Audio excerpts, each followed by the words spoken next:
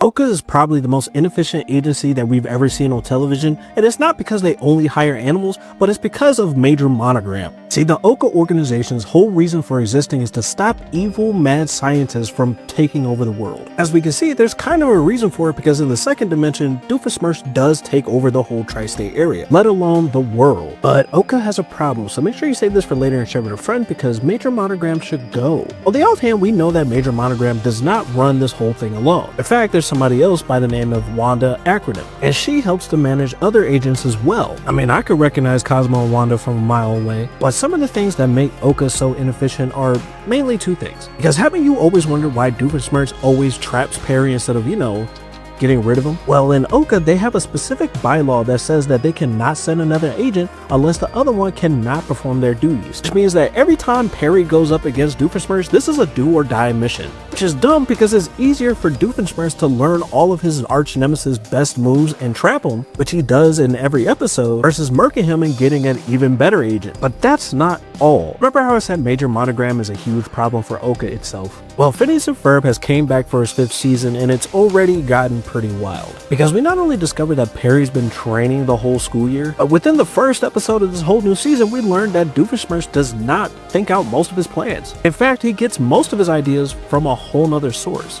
An unlikely source being Major Monogram. You would think that Doofenshmirtz, being such an evil scientist, would have some type of backdoor access into OWCA, but he literally has Major Monogram on speed dial, and he knows him so well he knows him on first name basis. That is a major security risk. And not only that, if you think retrospectively, how often did Major Monogram just answer the phone and give him the idea that he was going to do next? Only for him to put Perry inside of a perfectly perilous situation. Because this does mean that you have to take Doofenshmirtz a little bit more seriously, especially since this is a possible outcome. But what do you think?